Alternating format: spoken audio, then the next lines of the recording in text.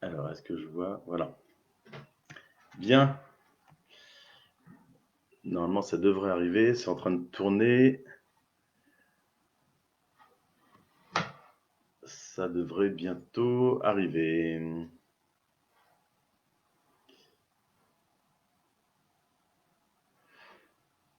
Voilà. Alors, je vois deux personnes qui sont branchées.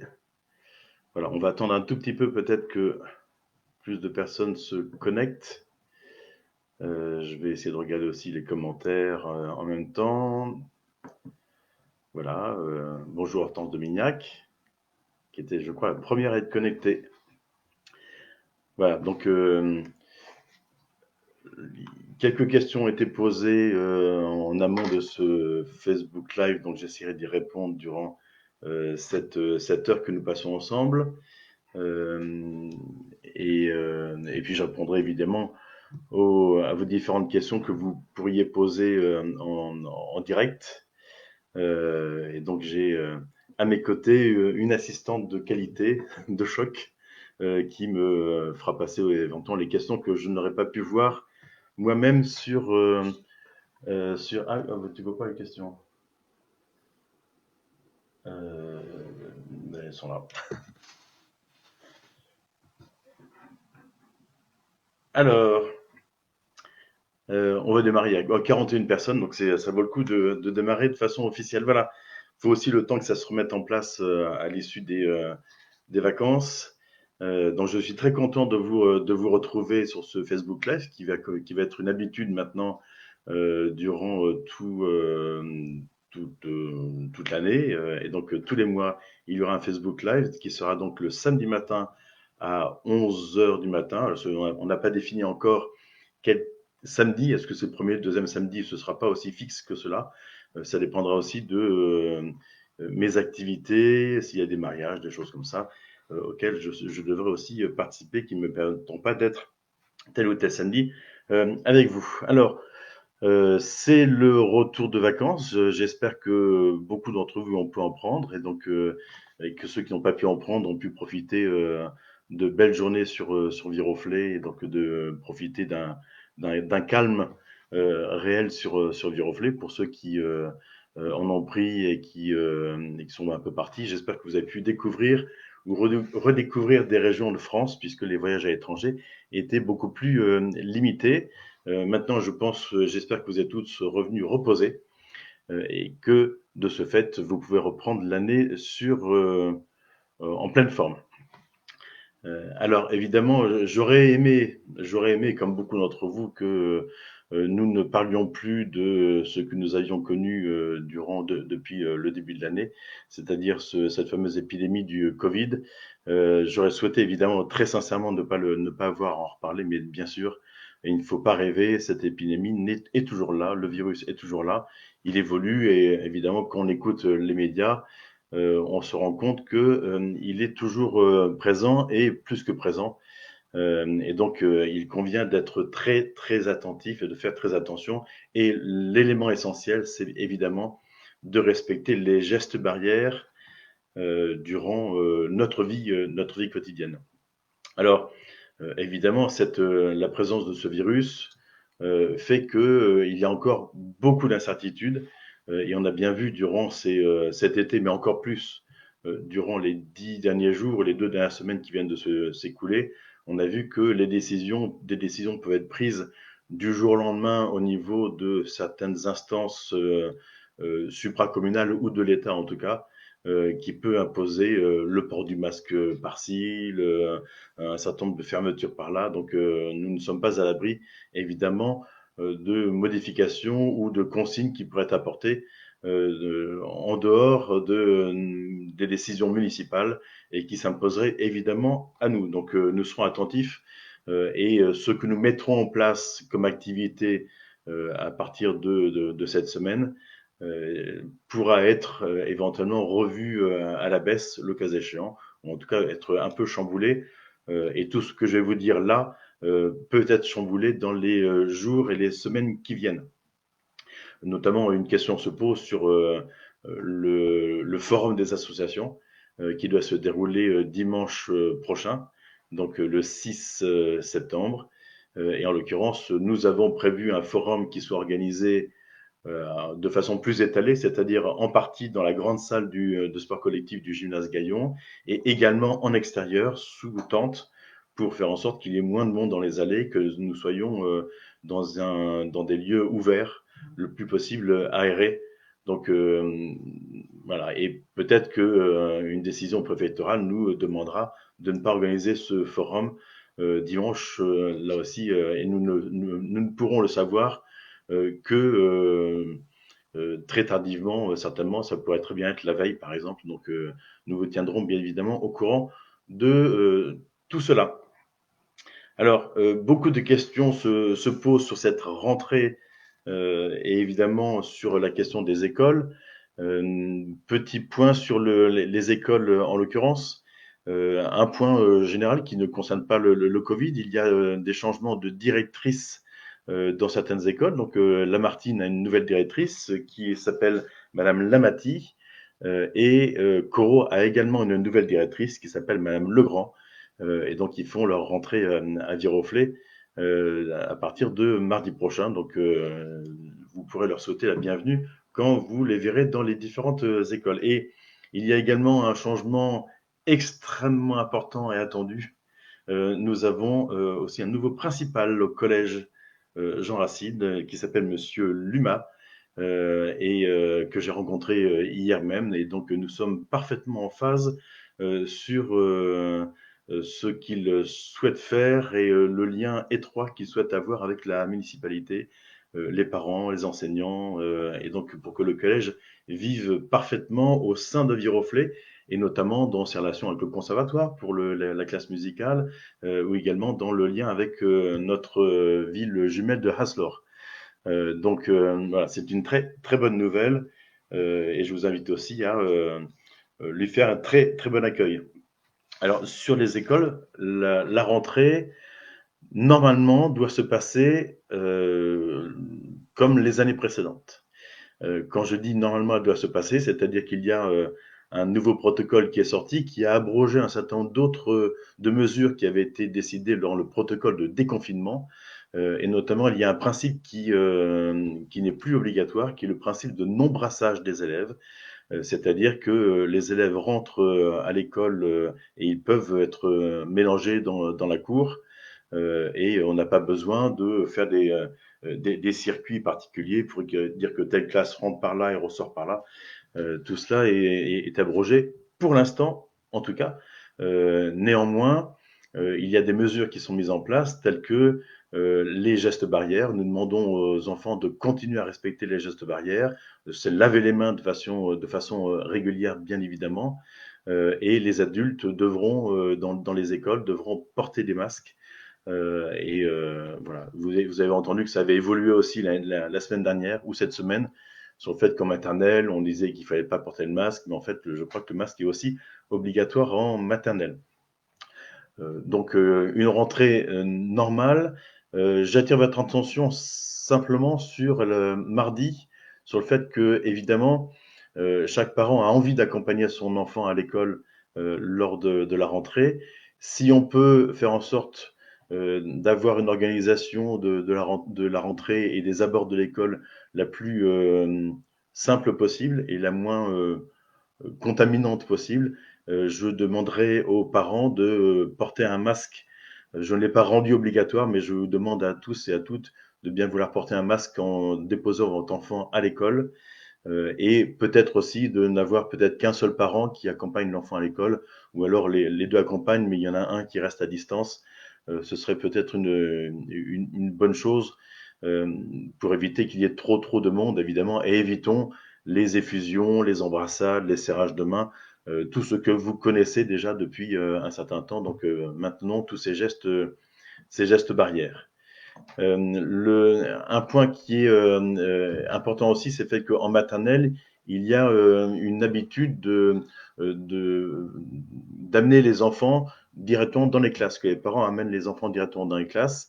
En fait, le principe est un peu changé cette année. Je pense pour les classes de petite section, ce sera possible, mais pour les autres classes, il me semble que l'Éducation nationale ne souhaite pas que les parents puissent accompagner leurs enfants dans les classes directement. Donc, voilà, il faudra s'y faire. Pourquoi? Parce que la petite section, c'est la rentrée des enfants à l'école. Ils ne connaissent pas encore ce que c'est que l'école.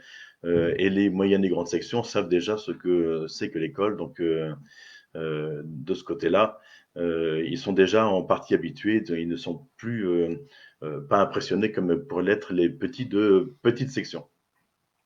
Je vois que ça réagit sur le collège. Les autres éléments, je tiens aussi à rappeler que la rentrée est du ressort des enseignants et des directeurs. Ce sont les directeurs qui organisent la rentrée et leur classe comme ils le souhaitent. La ville, elle se charge de toute la dimension périscolaire et donc de la restauration scolaire, de la garderie du matin, du centre de loisirs du mercredi et de l'après-midi. Donc tout cela reprend de façon normale, y compris la garderie du matin. J'ai été interrogé sur ce sujet-là. La garderie du matin redémarre comme en temps normal. Donc les parents pourront aussi continuer à déposer leurs enfants plus tôt que 8h30, ce qui leur permettra de démarrer leur travail plus tôt également.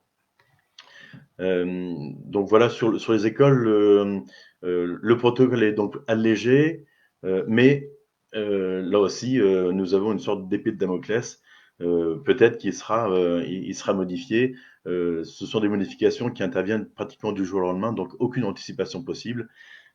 Mais en tout cas, clairement, il n'est pas envisagé de recommencer à fermer les écoles, bien que j'ai entendu le ministre Blanquer la semaine dernière dire que certaines écoles seront certainement contraintes de fermer le cas échéant en cas de reprise d'épidémie de façon importante.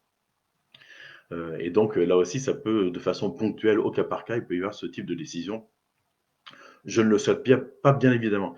Je vois que une personne me dit, Lucie Tournier me dit, pour le Colombier, nous avons eu un mail d'information. Je pense que tous les directeurs ont dû informer leurs parents des modalités de reprise de l'école.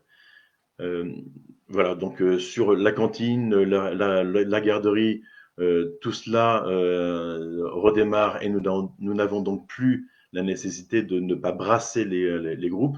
Nous ferons attention, bien évidemment, de ne pas provoquer, en tout cas, de brassage trop important, même si cette obligation n'est plus de mise. Sur le collège, j'ai parlé donc du nouveau principal, donc la rentrée se fait aussi à partir de mardi, me semble-t-il également. Il y a donc une obligation de porter le masque pour l'ensemble des personnes qui se situent dans le collège, y compris les collégiens, donc les enseignants bien sûr, mais également les collégiens. À ce titre, le conseil départemental a décidé de fournir 2 masques lavables à tous les collégiens yvelinois. Et donc, je pense que ces masques seront distribués, je le souhaite en tout cas, pour la rentrée prochaine. Comme le fait la région pour les lycées également. Et le masque n'est pas nécessaire dans les écoles élémentaires et maternelles. Donc, nous n'avons pas obligation, ou nécessité en tout cas, à distribuer des masques aux enfants de moins de 11 ans. Et pour les personnels enseignants des écoles, c'est normalement, je pense normalement, l'éducation nationale qui doit se charger de leur fournir un masque. Je le souhaite en tout cas. Sur cette question du masque, des questions ont été posées notamment sur quelle était la position de la municipalité sur le port du masque en extérieur. En l'occurrence, je rappelle simplement quelques petites choses. Le port du masque est donc obligatoire dans les lieux clos dans lesquels il y a plusieurs personnes, donc tous les commerces, le masque est obligatoire. Dans les marchés, le marché Leclerc, le marché couvert, le masque est obligatoire. Il est aussi obligatoire sur le marché découvert de la place de Verdun. Mais en dehors de cela, alors il est obligatoire aussi maintenant à partir du 1er septembre dans les entreprises, sauf lorsque les personnes sont dans des bureaux isolés. Et il est obligatoire dans les services publics. Donc si vous venez à la mairie, il est aussi obligatoire. Et par contre, en fait, il n'est pas obligatoire dans la rue, dans l'espace extérieur. Vous avez vu qu'il est obligatoire, lui, en fait, dans Paris et les villes de petite couronne, c'est-à-dire jusqu'à Chaville, jusqu'à la frontière de Viroflay, et cela par décision préfectorale d'Île-de-France, je crois. Mais en tout cas, ce n'est pas le cas sur Viroflay, et je n'ai pas l'intention d'imposer le port du masque obligatoire dans les rues de Viroflay. Ça me paraîtrait une aberration de le mettre dans toutes les rues. Donc pour l'instant, j'en appelle à votre responsabilité, à votre vigilance. Évidemment, si vous vous trouvez dans un lieu avec beaucoup de monde autour de vous, ben là, je vous invite à porter le masque pour éviter donc soit de contaminer, soit d'être contaminé. En fait, j'ai eu plusieurs réflexions qui m'ont été faites. C'est vrai que certaines personnes, notamment des personnes seules, qui habitent seules chez elles et qui travaillent, en fait, se retrouvent pratiquement à ne fréquenter que des personnes masquées. En fait, dans la rue, dans les commerces, dans les transports en commun, à leur travail, donc ce qui peut être parfois un peu pénalisant un peu déroutant. Donc, je crois qu'il est important de pouvoir quand même garder la possibilité de voir des expressions de visage qu'on ne peut pas bien voir avec les masques. Donc, trouvons ce juste équilibre entre prévention et cette dimension sanitaire essentielle. Et puis, la question de la liberté des uns et des autres, elle est importante, à mon sens, et de responsabilité. Les deux vont ensemble, à mon avis. Surtout, en fait, soyons dans la question du bon sens. C'est ça qui est surtout le plus important. Sur les masques, encore une fois, une question m'a été posée sur le fait que on m'a demandé si la ville referait une distribution de masques comme nous l'avions fait au moment du déconfinement. En fait, les conditions sont tout à fait différentes désormais, puisque au moment du déconfinement, il n'y avait quasiment pas de masques disponibles. Et donc, nous avions, au niveau de Versailles Grand Parc, du département et de la ville, nous avions commandé des masques en quantité quasiment industrielle pour pouvoir les distribuer en attendant que des masques à la fois tissus et des masques chirurgicaux soient disponibles dans les commerces. Maintenant, ils le sont. Il y a des masques partout. Dans toutes les grandes surfaces, dans tous les commerces, on trouve des masques chirurgicaux ou en tissu. Les pharmacies ont des stocks aussi de masques en tissu qu'elles souhaiteraient pouvoir bien sûr écouler. Donc là, de ce côté-là, l'approvisionnement en masques n'étant plus une difficulté, nous avons choisi de ne pas distribuer de masques, ce qui nous paraissait tout à fait inutile compte tenu du contexte. Je sais aussi que pour avoir participé à une visite du ministre de la Santé il y a à peu près, je crois, une quinzaine de jours, ou non? C'était peut-être avant mes vacances. Il a été décidé par le gouvernement d'envoyer des masques directement dans un certain nombre de familles qui disposent de revenus moins importants. Donc d'envoyer des masques et j'avais assisté comme ça à la préparation à Buc de la plateforme logistique qui distribuerait ces masques. Je crois que c'est pour environ 8 millions de personnes. Donc certains viroflésiens ont peut-être reçu dans leur boîte à lettres des masques en provenance directe de Monsieur le ministre. Voilà, il n'y a pas un petit mot du ministre dessus, mais c'était pas loin. Euh, voilà pour la question des masques. Continuez à les porter dans les endroits qui vous paraissent, en tout cas, les plus pénalisants. Où trouve-t-on les mêmes masques? C'est Pauline et Mathieu. Les mêmes masques que ceux qu'on a distribués. Alors c'est une bonne question parce que nous les avions achetés à l'étranger, hein, je ne le cache pas, et donc, il y en a qui venaient, je crois, de Tunisie, pour que ceux qui venaient du conseil départemental, et d'autres qui venaient, je ne sais plus, d'Asie, en fait, par là-bas. Donc, je ne peux pas vous donner. Et puis, en plus, il faut les acheter par dizaines de milliers, donc c'est un peu plus compliqué pour une famille. Voilà. Une question a été posée sur pourquoi il n'y a pas de gel hydroalcoolique à l'entrée des marchés.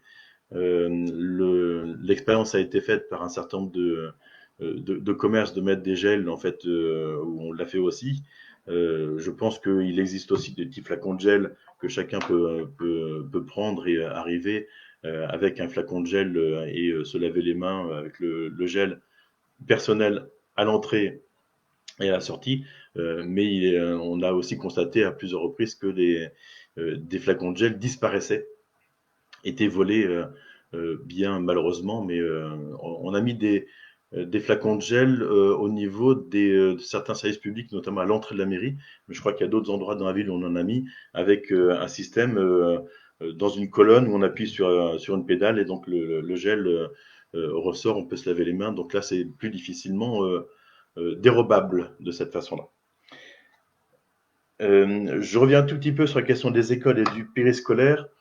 Il y avait une petite question qui a été posée, et je crois que Pauline Biodel y a répondu en direct. C'est une question qui concernait un enfant malentendant. Donc, évidemment, la question un enfant malentendant qui va dans une classe où on a un enseignant masqué, c'est difficile de lire sur les lèvres parce qu'ils prennent l'habitude de lire sur les lèvres ces enfants. Donc, en fait, nous essaierons de nous prendre en contact avec ce monsieur ou avec ceux qui pourraient être concernés pour essayer de trouver des solutions en lien avec l'éducation nationale et évidemment des solutions pour nos centres de loisirs si ces enfants sont gardés dans les centres de loisirs.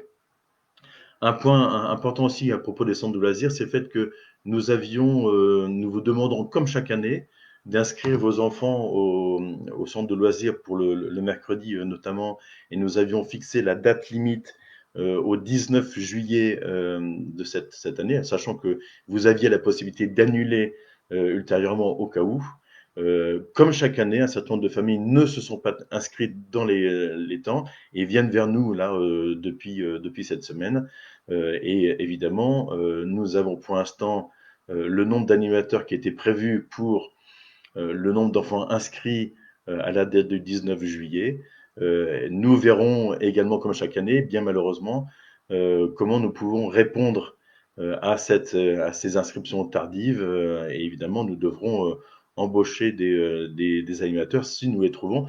Vous savez que c'est un personnel qui est assez compliqué à trouver, assez difficile à trouver, et notamment un personnel qui pourrait être qui soit qualifié, compétent, bienveillant avec les enfants. Ce n'est pas toujours très très simple. Donc voilà, nous ferons notre possible pour essayer de prendre les enfants au maximum dans nos centres de loisirs. Je pense avoir fait le tour des questions sur l'école.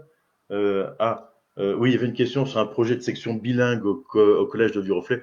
Vous savez, pour l'instant, il faut reprendre le principal a beaucoup de travail à faire.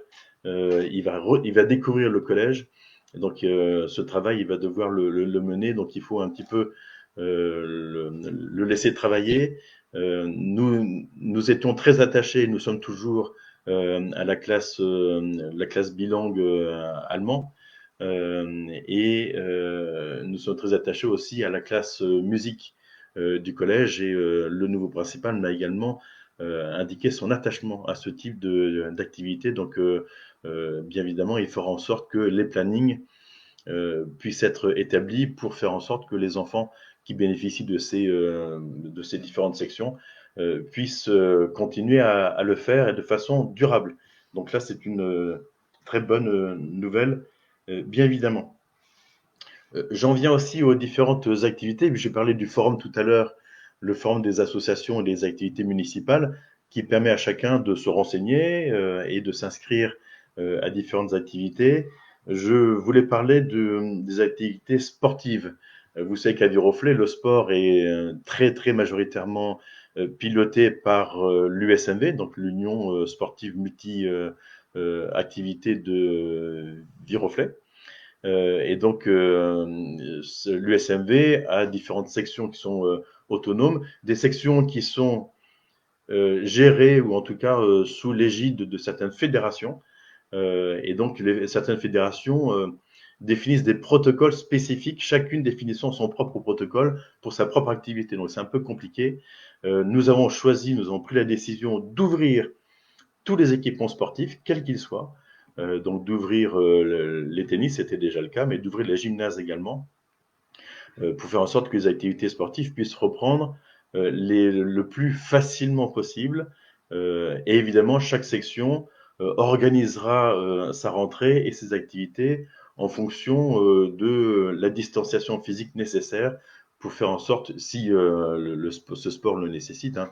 En judo, la distanciation physique, vous avez bien compris que euh, c'est pas le principe du judo. Donc, par contre, sur de la gym vitalité par exemple, là, il est question de pouvoir garder un peu de distance entre les uns et les autres. Euh, un point qui est néanmoins important, même si les gymnases sont ouverts, nous avons décidé donc de garder évidemment les sanitaires ouverts, c'était les toilettes et les lavabos. Par contre, nous avons choisi de maintenir les vestiaires fermés. Sauf pour la question des compétitions, où là, lorsque nous recevons des équipes de l'extérieur, c'est une obligation de leur proposer des vestiaires, mais en dehors de cela, nous maintiendrons des vestiaires fermés, en attendant là également de voir la façon dont tout cela évolue. Ce n'est pas très simple. Vous savez, il y a eu enfin vous savez peut-être pas parce que c'est un peu technique, mais il y a eu un décret gouvernemental, je crois, qui en juillet définissait le fait que les vestiaires devaient être fermés, mi-juillet, et à partir de mi-août, un nouveau décret qui définissait que les vestiaires pouvaient être ouverts. Or, en fait, c'était avant tout ce qu'on connaît sur l'extension de l'épidémie et le fait que maintenant, beaucoup de départements, y compris les Yvelines, sont passés en zone rouge. Donc, je pense que là aussi, les choses vont évoluer. Donc, nous avons un peu anticipé et nous vous demandons donc de pouvoir venir dans vos activités sportives déjà préparées. Vous changez juste de chaussures si vous avez besoin de changer de chaussures donc dans le couloir et vous retournez vous changer chez vous et prendre une douche chez vous si besoin. Ça simplifiera la vie de, de tout le monde. Je vois une question de Madame Egal sur le bilan des élèves décrocheurs au niveau du collège. Là, en l'occurrence, évidemment, au niveau du collège, la rentrée va permettre de faire le point, et c'est un domaine de l'éducation nationale, et nous serons attentifs avec le principal à ces questions-là. S'il y a des élèves qui ont été décrocheurs dans les mois passés, nous verrons si de son côté il peut mettre des choses en place pour essayer de faire un rattrapage de ces décrochements. Et puis nous essaierons également de l'aider sur peut-être de l'aide aux devoirs, de l'aide aux devoirs peut-être un peu accentuée. Voilà, c'est un travail que nous ferons en commun pour éviter que les élèves soient en grande difficulté à la reprise. Donc sur le sport, je vous en ai parlé. Sur nos activités liées à la culture, il y a plusieurs secteurs, plusieurs équipements qui sont concernés. Je commencerai par la bibliothèque. La bibliothèque rouvre avec des horaires, hein, je ne vais pas tous vous les indiquer là. Et il se trouve que la bibliothèque a une fréquentation moins importante que les années précédentes. Je crois qu'on est à une fréquentation de l'ordre de 60% au moins sur la bibliothèque depuis qu'elle a rouvert. Et donc nous maintenons des principes de prêt de livres en nombre illimité, en durée également, donc pour essayer de faire en sorte que chacun puisse avoir accès à la culture et aux supports de la bibliothèque, aux livres, aux DVD, aux disques musicaux et ainsi de suite, que chacun puisse y avoir accès euh, de façon assez libre et sans avoir à revenir à la bibliothèque de façon trop régulière. Et donc là, nous adaptons, le personnel s'adapte en fonction de tout cela. Je rappelle aussi que nous avons une bibliothèque en ligne, c'est-à-dire que vous pouvez aussi vous abonner pour pouvoir obtenir des films en ligne ou même des livres en ligne, des livres électroniques. Donc n'hésitez pas à bénéficier de ces services relativement nouveaux, ces services numériques, dont certains, je crois, sont aussi promus par Versailles Grand Parc, me semble-t-il. Sur les ateliers et les cours de langue qui se passent à l'Écu de France notamment, les ateliers, là aussi, nous avons prévu de reprendre une activité la plus normale possible. Nous limitons le nombre d'élèves donc dans chaque cours. Je crois que c'est limité à 9 élèves dans chaque cours pour garder la distanciation physique nécessaire entre les uns et les autres. Mais la vie doit bien reprendre. Donc en fait, nous la reprenons de façon euh, normale. Euh, C'était une question sur le remboursement. Qui a posé cette question-là? Le remboursement partiel des ateliers facturés par la mairie. C'est une question qui concerne le passé ou le... Parce que pour le futur, nous prévoyons donc d'avoir une activité normale. Euh, les ateliers, je regarde la question, hein. Les ateliers facturés par l'année ont-ils fait l'objet d'un remboursement partiel pour l'an dernier et quelles sont les conditions cette année? Donc, il se trouve qu'il y a un certain nombre d'ateliers dans lesquels la facturation se fait au mois le mois. Donc, en fait, l'année dernière, nous avions arrêté les facturations. Il y a peut-être certains qui étaient avec une facturation à l'année. Je ne sais pas exactement. Donnez-nous dites-nous précisément, mais normalement, nous avions soldé en quelque sorte l'ensemble des sujets qui se passaient avant les vacances et nous reprenons une année tout à fait normale enfin tout à fait normale, en souhaitant qu'elle soit la plus normale possible. Je parlerai tout à l'heure des travaux dans les gares, Monsieur de Valois. Sur les spectacles aussi, ce qui se passe enfin, qui passe à l'auditorium notamment, vous recevrez d'un boîte à lettres la plaquette sortir, donc qui propose un certain nombre de spectacles pour les semaines à venir.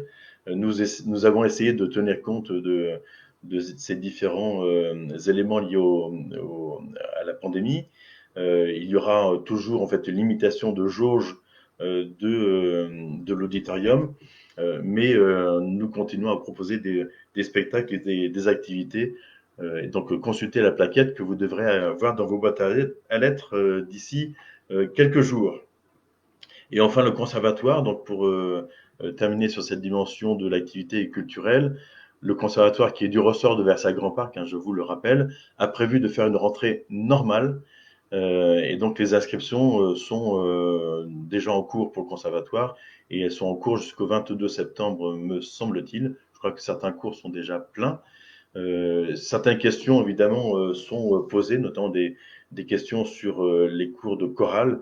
Et donc, nous essaierons de voir avec sa grand-part comment nous pouvons arriver à maintenir ce type d'activité, puisque la chorale, par définition, on est les uns côté des autres, debout, on chante, on peut se postillonner dessus, donc et chanter avec un masque, ça n'est pas forcément très simple et très facile.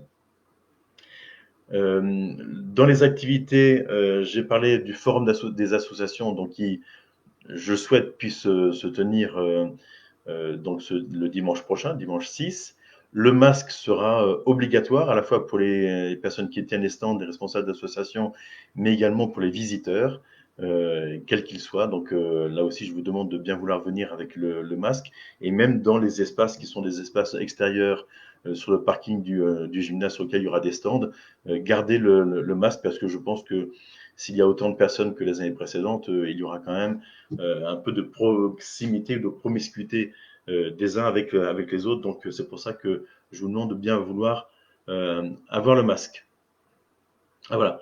Donc la précision est donnée sur la question de la facturation. C'était principalement l'atelier d'échecs. Et je vois que Pauline Biodel a répondu à la question en disant que c'était en cours. Le, Traditionnellement, le premier week-end de septembre, c'est-à-dire celui qui va arriver, a lieu le forum, mais avait lieu aussi l'accueil des nouveaux arrivants.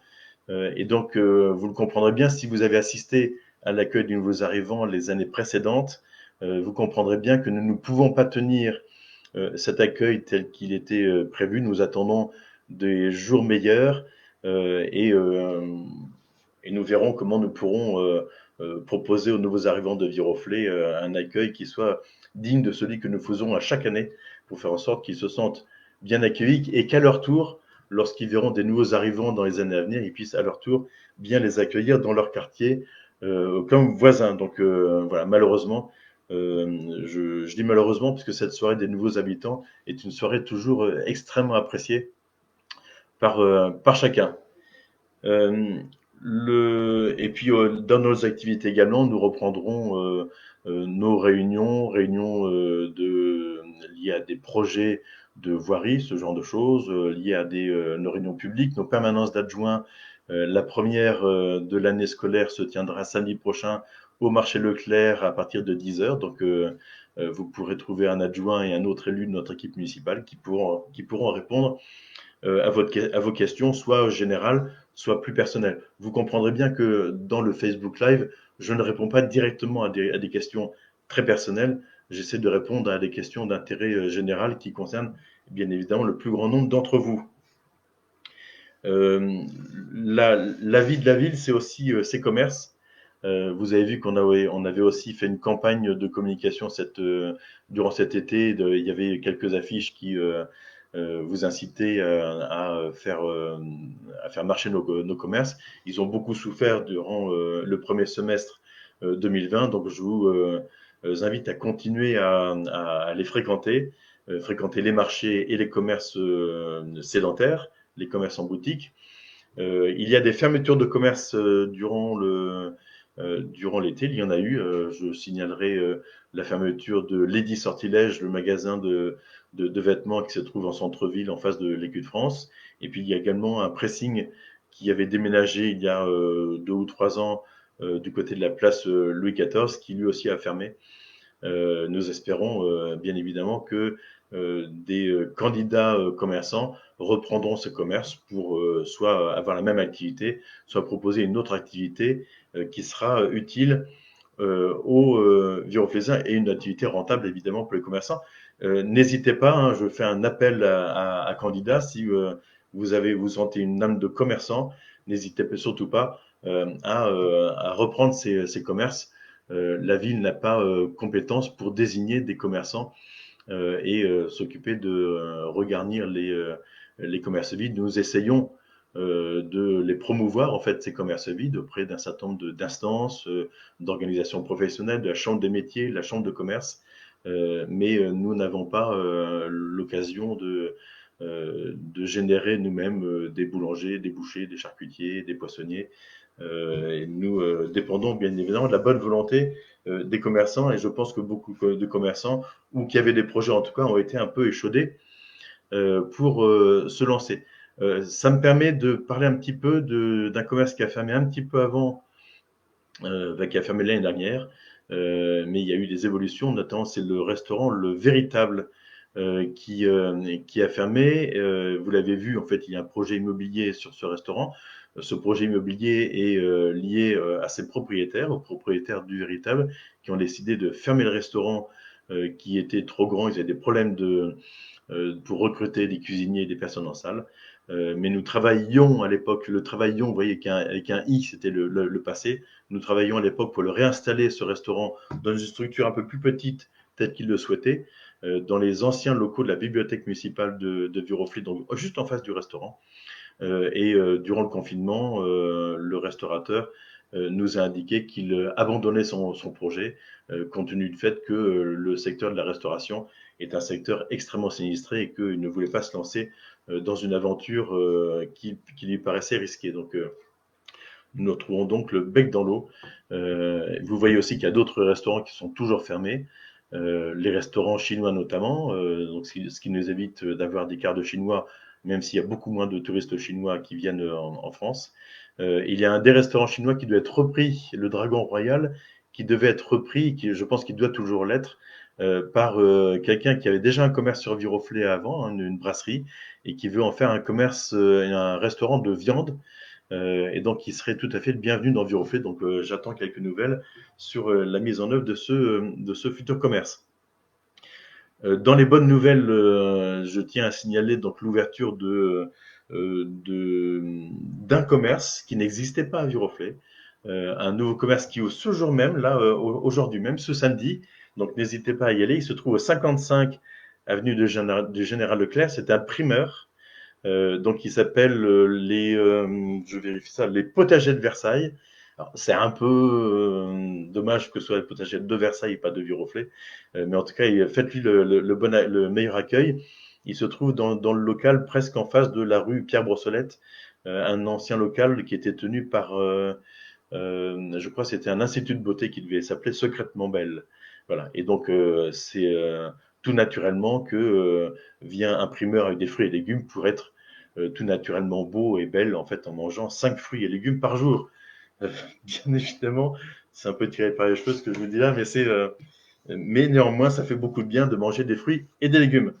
Donc voilà, et je pense que cette initiative en fait d'avoir un primeur sédentaire en fait dans une boutique est intéressante et ça répond aussi à une demande de Viroflésiens. Pendant le confinement, vous avez vu que des commerçants du marché avaient installé des boutiques que je qualifie d'éphémères sur l'avenue, avec des locaux qui leur avaient été prêtés par d'autres commerçants.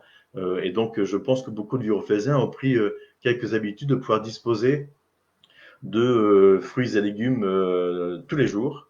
Donc, ce sera le cas en complément, bien évidemment, de notre marché, de nos marchés qui continuent à fonctionner 6 jours par semaine, pardon, sur Viroflay, Leclerc et Verdun. Euh, Également, en fait, la rentrée, nous avons une opération spécifique avec les commerces. 30 commerçants se sont inscrits. Une opération qui s'appelle C'est la rentrée.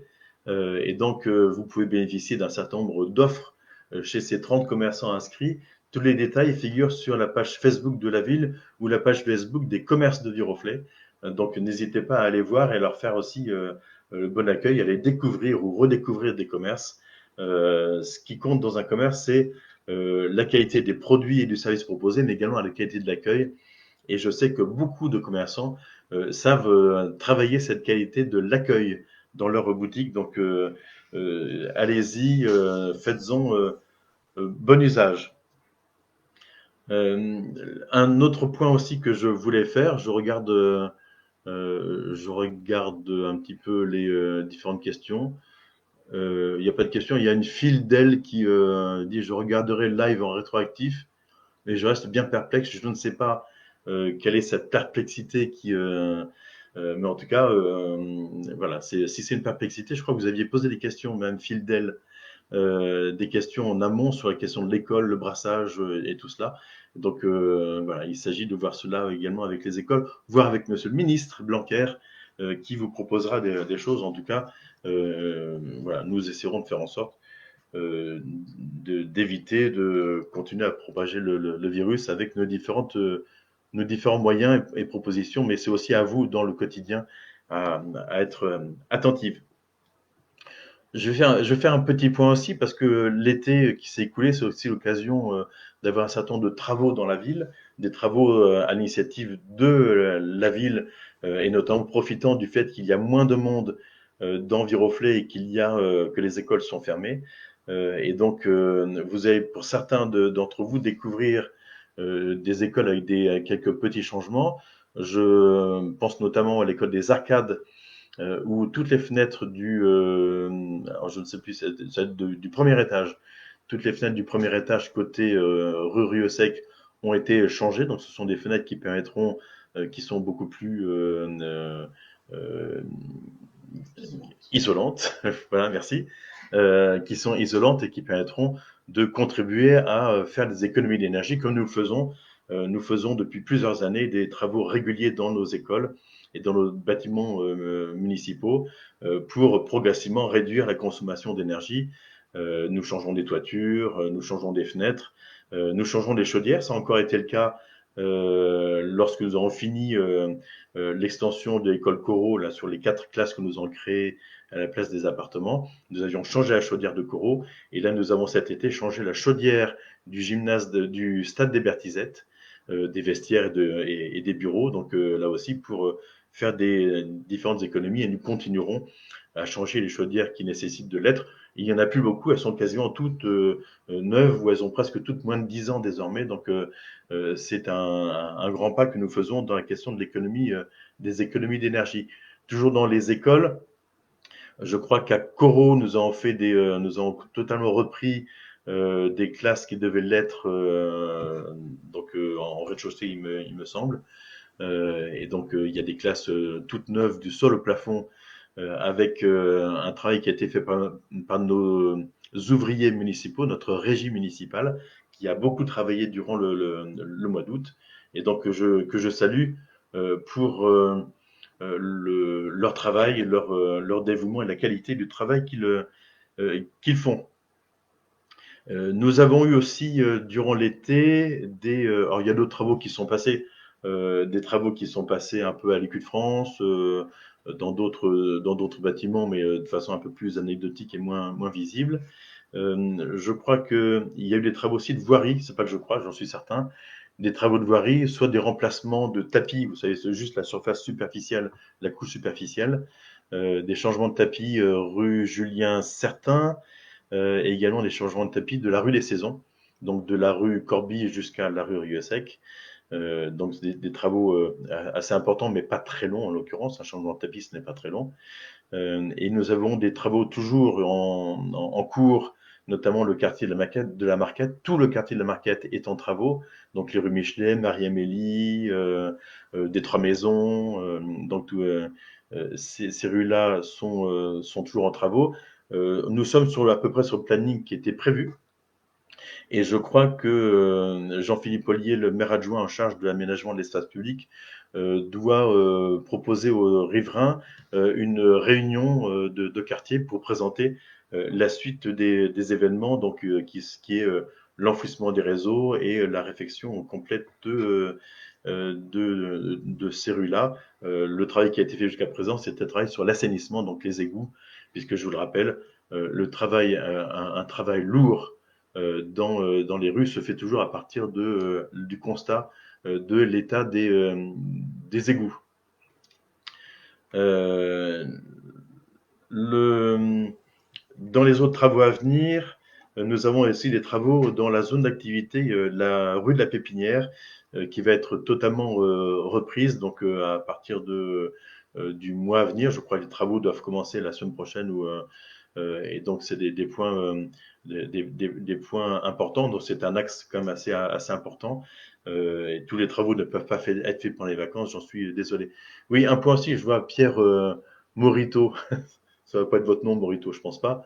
Donc, qui dit que depuis 3 mois, le trottoir est en travaux devant la boulangerie. Oui, je l'ai effectivement constaté. Ces travaux étaient en cours même depuis plus de 3 mois, puisque ils ont commencé durant le confinement. Me semble-t-il, et c'est des travaux qui étaient faits par un concessionnaire, je crois que c'était Enedis, et qui fait des travaux comme bon lui semble dans les rues de Viroflay, et qui n'a toujours pas rebouché. C'est pas faute de les relancer pour qu'ils rebouchent cet endroit-là. Enedis a fait beaucoup de travaux cet été, notamment aussi rue Gaston-Boissier, rue Molière, rue Racine, rue Chanzy. Et donc, et là aussi, il y a la plupart des tranchées ont été rebouchées avec de l'enrobé, mais devant la boulangerie Antoine, c'est un trottoir qui est ce qu'on appelle en béton désactivé. Donc c'est plus compliqué à faire. L'enrobé, lui, il est fait en l'espace de quelques heures, il est sec et on peut le marcher dessus assez rapidement.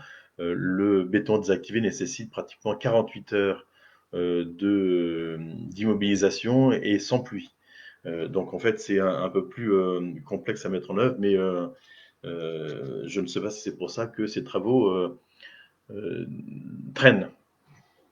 D'autres travaux, en fait, je voulais en venir aussi, c'est une question qui avait été posée tout à l'heure. Nos gares, vous le savez, nos gares sont en travaux depuis quelque temps déjà, et dans le cadre du plan et du schéma d'accessibilité, le schéma directeur d'accessibilité de la SNCF. Et donc, c'est la possibilité pour tout le monde de pouvoir accéder au train directement de la rue jusqu'au quai et jusqu'au train. Et donc, sont concernées les gares de Viroflay, rive droite, rive gauche et de Chahuit-Vélizy sur le territoire de Viroflay.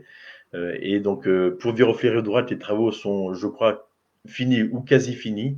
Les ascenseurs ont été installés, ils devraient être en marche. La nouvelle passerelle est installée et les quais ont été refaits.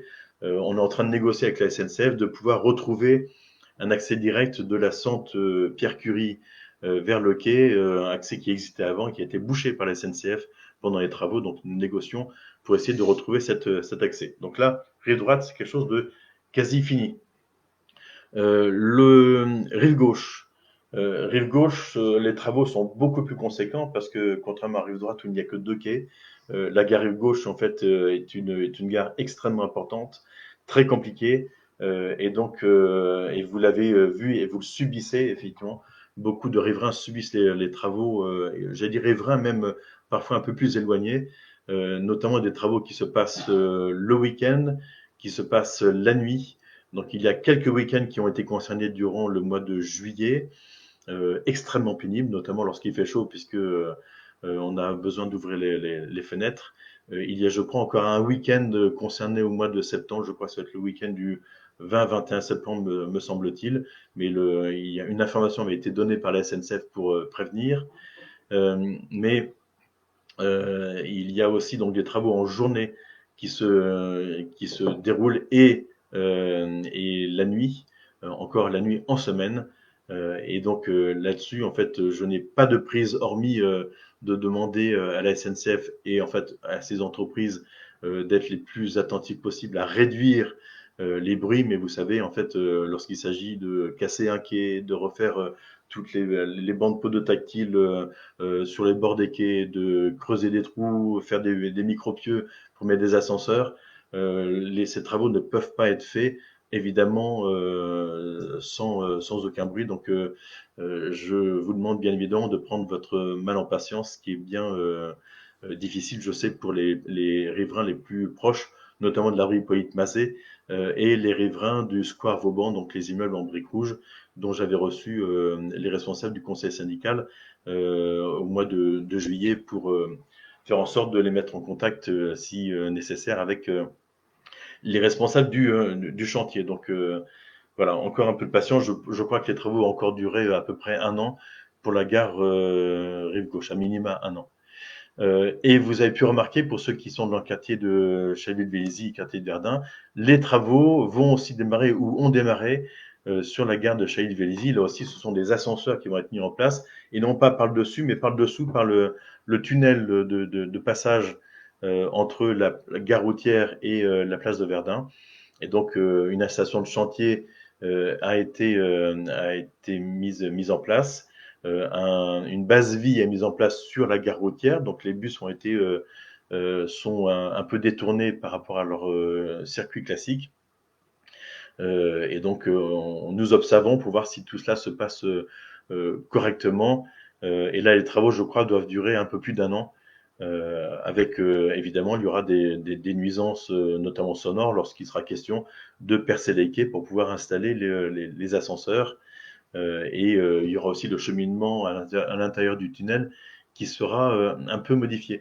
J'attire votre attention sur le fait que la SNCF en profite aussi pour changer les modalités d'accès à cette gare la gare de Chaville-Vélizy. Et notamment, actuellement, les tourniquets sont en bas de chaque escalier qui mène au quai. Et donc, la SNCF a décidé, compte tenu des nouveaux modèles de tourniquets et de guichets, en fait, de mettre ces tourniquets à l'entrée de la gare côté place de Verdun et à l'entrée de la gare côté gare routière. Et donc, en fait, les riverains qui ont l'habitude de prendre le tunnel pour passer de la gare routière à la place de Verdun pour aller dans les commerces notamment, ces riverains n'auraient pu plus voilà, je ne sais plus, ne pouvaient plus le faire, grosso modo. Et nous négocions avec la SNCF pour faire en sorte que les riverains puissent disposer, ou en tout cas dans un certain périmètre géographique, puissent disposer d'une carte qui leur permettra de passer à travers ce tunnel. Ce ne sera pas une carte évidemment qui permettra d'accéder au train, mais qui permettra de passer à travers ce tunnel pour pouvoir continuer à vivre normalement dans le quartier de la même façon qu'ils le faisaient depuis de nombreuses années, en tout cas. Donc c'est une négociation qui est toujours en cours. Je vois de nombreux échanges entre Fidel et Pauline Biodel. Peut-être que vous pouvez vous voir pour en discuter, je n'en sais rien. Voilà pour les différentes gares de Viroflay. Vous savez, la loi normalement précisait que l'ensemble des transports en commun devait être accessible avant l'année 2015. Nous sommes en 2020. Donc vous voyez un petit peu le retard qui a été pris, mais ce sont des sommes considérables qui devaient être engagées par les SNCF. Et on peut comprendre que ces budgets sont un peu complexes à trouver et nécessitent souvent une préparation 2 ans en amont pour réserver les faisceaux de libération des trains qui ne peuvent plus circuler soit le week-end, soit pendant la nuit. Euh, je reste sur la question des travaux dans la ville. Vous avez remarqué, tout comme moi, le fait que la poste de Viroflay a fermé au mois d'août et jusqu'au, je crois, à peu près mi-novembre, me semble-t-il. J'avais été prévenu que la poste voulait faire des travaux dans le bureau poste de Viroflay, mais je n'avais pas du tout retenu que les travaux devaient commencer comme ça à la fin de l'été. C'est vrai que la Poste, c'est un service public un peu particulier, en fait, sur lequel les élus n'ont strictement aucune prise, que ce soit sur la distribution du courrier, des colis, sur les recommandés et tout cela. Donc, je note effectivement que la Poste a décidé donc de fermer complètement pendant presque 3 mois le bureau pour le refaire un nouveau format de bureau. Je ne sais pas quel format il aura. Ce que on peut déplorer que ça dure aussi longtemps, mais je constate que lorsque ce sont des commerces qui font des travaux, la plupart du temps, ces commerces, ils arrivent, c'est les travaux de réaménagement du commerce, la plupart du temps, arrivent à se faire dans un délai beaucoup plus court. Mais peut-être que la Poste, en fait, a des contraintes que je ne connais pas. Donc, je ne vais pas non plus leur jeter la pierre, mais j'en suis bien navré. La Poste ayant mis un papier à l'entrée, disons que, enfin, sur la porte, en disant que si vous aviez besoin d'un bureau de poste, il fallait se diriger sur le bureau de poste le plus proche qui se trouve, je crois, rue Champ-Lagarde à Versailles, en face de Grand Siècle, hein, grosso modo. Bon, j'en suis navré. Une question m'avait été posée aussi en amont de ce Facebook Live sur la question de la fibre. La fibre d'Enviroflay, elle est en cours de déploiement par Orange, qui est le seul opérateur chargé de développer la fibre et de la déployer dans Viroflay. Je crois que nous en sommes à 58% de foyers éligibles à la fibre sur Viroflay. Quand je dis éligible, c'est-à-dire que la fibre arrive quasiment devant chez eux. Donc, ils peuvent tout à fait contacter les opérateurs, même autres qu'Orange, pour pouvoir se brancher. Et le déploiement continue sur les autres quartiers de Viroflay. Il y a parfois des anomalies, des choses un peu bizarres sur des quartiers entiers qui sont éligibles et certaines adresses ou certains morceaux de rue qui ne le sont pas. Ces bizarreries nous remontent et donc j'ai fait remonter à Orange pour savoir quel est le problème en fait et pour essayer de faire en sorte que ce soit davantage cohérent sur ce déploiement de la fibre. Orange m'avait promis que Viroflay serait couvert en totalité pour fin 2020. Attendons de voir, mais je sais qu'ils sont toujours en train de faire les travaux. Donc voilà sur la question de la fibre. C'est vrai que la fibre est bien pratique lorsque nous sommes en télétravail, lorsque des personnes sont en télétravail. C'est plus pratique que la DSL qui a un débit beaucoup moins intéressant. Voilà sur ces différentes questions. Je crois que alors Achaville, rue du Pavé de Meudon, fermée aux voitures. Rue du Pavé de Meudon, je crois plutôt qu'il s'agit de la rue qui monte de la rue Gaston-Boissier, du croisement Gaston-Boissier-Anatole France, rue de Jouy, et qui monte dans la forêt en direction de la tour hertzienne, la tour de Meudon. Je crois comprendre la question. En l'occurrence, il y a eu un changement depuis le déconfinement. C'est le fait que une piste cyclable a été installée dans la montée de cette rue qui passe à travers la forêt, et ce qui fait que cette route n'est plus praticable, a été mise en sens unique montant de Chaville vers Meudon, et lorsqu'on est sur la tour de Meudon, il n'est plus possible de redescendre du fait du positionnement de cette piste cyclable à travers la forêt. Je ne sais pas s'il y a un compteur de vélos qui a été installé, mais en tout cas, c'est la raison pour laquelle cette rue est fermée à la circulation dans le sens descendant. Voilà, j'espère avoir répondu à votre question. Si ce n'est pas le cas, mettez un petit commentaire pour savoir si il s'agissait d'un autre secteur que vous vouliez me signaler. Il y avait aussi une question qui m'a été posée donc il y a quelques jours lorsque vous avez appris que je refaisais ce Facebook Live aujourd'hui, notamment sur me disant arrêtez de faire travailler les services d'espace vert le samedi matin, ils ont aussi besoin de repos.